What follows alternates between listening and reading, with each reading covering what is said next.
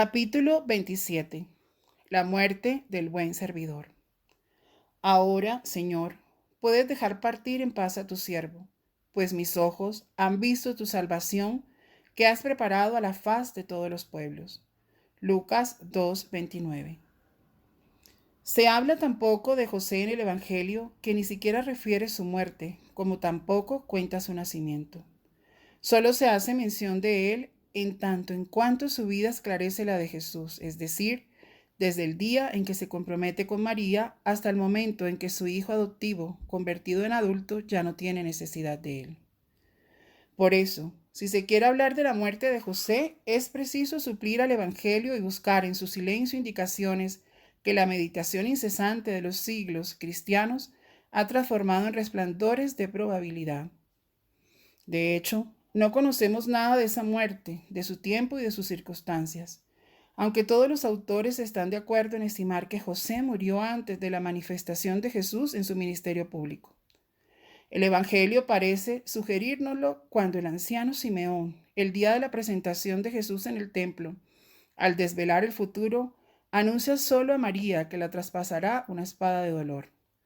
¿No habría asociado a su esposo allí presente si su clarividencia inspirada le hubiese visto junto a ella en la hora suprema de la prueba definitiva? José no aparece en el momento de la pasión, y si Jesús, a punto de expirar, confió su madre a San Juan, ¿no es todo ello una prueba, al menos probable, de que la muerte le había arrebatado a su fiel apoyo? Tampoco se le menciona a lo largo de la vida pública del Señor.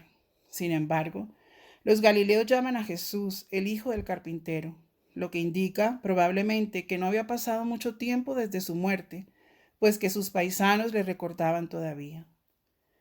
Es fácil sospechar que la presencia de José cuando Jesús comenzó su predicación habría podido crear malentendidos en los oyentes, sobre todo al oírle hablar constantemente de su padre. Se puede conjeturar, por lo tanto, que José no murió de viejo. Sí se casó, como parece lógico, a una edad en armonía con la de su esposa. No debía tener más de 60 años cuando murió. Así pues, debió debilitarse muy deprisa. Los cuidados atentos y la delicada dedicación de María solo lograron retardar su tránsito. Había consumido sus fuerzas hasta el límite de lo posible en el taller donde Jesús desde hacía tiempo cargaba con las tareas más duras. Un día, al regresar del trabajo, él que nunca se quejaba, se sentiría cansado con una fatiga que le mareaba, le hacía titiritar y ponía frío en su corazón. Se extendería sobre la esterilla y enseguida María y Jesús, alarmados, acudirían a su lado para prodigarle sus cuidados y tratar de atenuar sus dolores. José comprendería que le había llegado la hora de abandonar esta tierra, y lejos de protestar, él, que toda su vida no había querido ser más que el servidor de los designios del Señor, se pondría más que nunca en las manos del Dios. Acogería la enfermedad lo mismo que todo lo demás, como enviada por Dios. Le diría que es Señor de todas las cosas y que le corresponde señalar la hora de nuestra partida, lo mismo que la de nuestra llegada. La perspectiva de la muerte se le aparecía como un medio supremo de aceptar la voluntad del Divino Maestro. Comprendía que su tarea había terminado y creía que había hecho todo lo posible para conducirla a buen término. El Padre Eterno le había confiado al Verbo encarnado y a su madre para que los protegiera y fuese su Padre nutricio. No les había proporcionado ciertamente ni el excesivo bienestar ni la riqueza, pero con la ayuda de Dios les había procurado lo necesario. Desde hacía tiempo su aprendiz se había convertido en maestro carpintero y ya no tenía necesidad de sus lecciones. Por otra parte, presentía que su presencia al lado de Jesús, lejos de ser necesaria, podía serle embarazosa. El mundo no debía creer que él era el verdadero padre de ese hombre joven. Absteniéndose de toda curiosidad, nunca había hecho a su hijo adoptivo preguntas concernientes a la hora y la forma en que se manifestaría. Quizá se habría sentido asombrado alguna vez por la similitud de su vida con la de los demás e incluso de que pareciese querer hundirse cada vez más en la oscuridad de su tenducho, pero sospechaba que eso no podía ser siempre así y que Jesús no tardaría mucho en revelarse al mundo como enviado de Dios. Sí, se decía, es bueno, es oportuno que yo me vaya, y acordándose del cántico de despedida de Simeón, repetía los versículos adaptándolos a su propia misión. Ahora, Señor, puedes dejar a tu servidor partir en paz. He guardado el secreto inefable, no me he quedado con nada. De nada me he aprovechado. No he discutido nunca tus designios, mis ojos no han visto la plena manifestación de la salvación prometida al mundo, del Mesías. No he conocido más que las humillaciones y la oscuridad. Hasta ahora ha pasado su vida como yo, cepillando planchas de madera. No ha iniciado su misión, Él que es el Salvador de los hombres y la luz del mundo. Pero eso no es cosa mía. He visto ya bastante como para cantar el Magníficat que María me ha enseñado. He asistido a la siembra y me basta con saber que la cosecha está cerca. Será mejor que yo no esté cuando llegue ese momento. Los hombres creerán más fácilmente que Jesús no tiene un padre según la carne. Estos pensamientos, que verosímilmente pasarían por su cabeza, no los expresaría con palabras. Estaba tan habituado a callarse para dejar hablar a Dios que no le parecía necesario abandonar su silencio. Retengamos, no obstante, estas palabras que San Francisco de Sales pone en sus labios.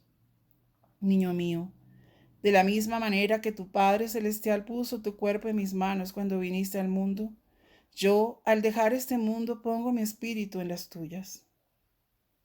Sin ruido, sin quejas, sin dejar testamento, se preparó para morir.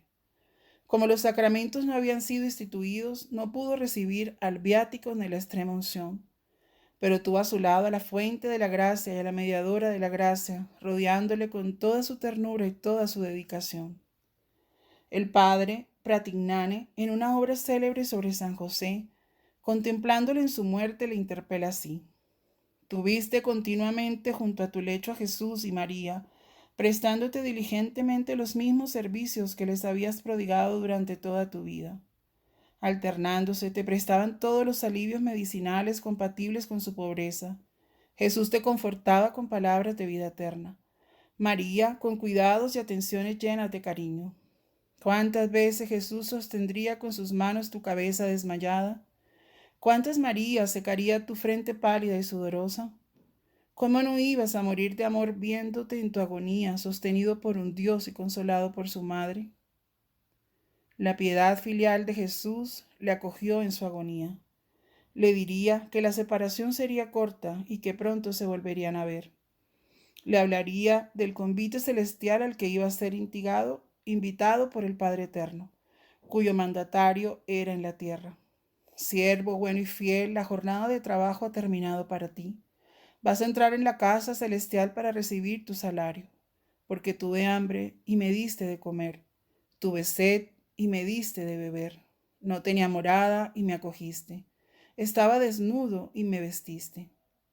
Y el que durante toda su vida, en contraste con la rebelión de Lucifer, no había tenido otro pensamiento y otra pretensión que servir, se durmió como un niño en los brazos de Dios. Su muerte es modelo acabado de tránsito tranquilo y lleno de consuelos, ya que entró en el reposo eterno entre los brazos de Jesús y de María. Por eso, los soberanos pontífices, especialmente Pío IX, León XIII y Benedicto XV, confirmando lo que la piedad cristiana había intuido desde hace mucho tiempo, lo ofrecen a los cristianos como patrón de los moribundos, alentándolos a invocarle para que les libre del peligro de la muerte eterna, y su vuelta al dueño de la vida sea tranquila y sonriente como la suya. Jesús y María le cerraron los ojos, lavaron su cuerpo y lo envolvieron en un lienzo salpicado de mirra y aloe. Luego, vestidos de duelo, la cabeza cubierta con un manto según la costumbre, acompañaron hasta el campo santo su cuerpo conducido a hombros por un grupo de jóvenes. Es lógico pensar que Jesús, que más tarde lloraría ante la tumba de su amigo Lázaro, vertería también amargas lágrimas en el entierro de su padre adoptivo, y los que le vieran llorar pronunciarían tal vez las mismas palabras que en Betania: mirad cómo te amaba. Los habitantes de Nazaret se unirían a la comitiva fúnebre. Parientes, vecinos y clientes elogiarían a este justo que no había tenido otra ambición que honrar a Dios y amar a sus semejantes, a este hombre humilde cuya vida había sido una condena muda de los hinchados y los orgullosos, este trabajador silencioso que jamás hizo sombra a nadie, a esta cabeza de familia dulce y pacífico, que nunca se mezcló en querellas políticas, a este descendiente de David, que reducido a la pobreza había aceptado sin quejarse la modestia de su condición. Y mientras Jesús y María regresaban a su casa, que les parecería tan vacía y que durante 8 días, según el rito, permanecería con las puertas abiertas para recibir a los parientes y a los amigos que vinieran a consolarles, el alma de José entraría en el limbo para anunciar a los justos que esperaban allí el momento de entrar en el paraíso de Dios, su próximo rescate. El Redentor ha bajado a la tierra. Pronto se nos abrirán las puertas de los cielos, y los justos se estremecerían de esperanza y de agradecimiento. Rodearían a José y entonarían un cántico de alabanza que ya no se interrumpiría en los siglos venideros. Bendito seas tú que nos anuncias al Salvador. Bendito sea el Emmanuel que has llevado en tus brazos. Bendita sea la Virgen, tu Santísima Esposa.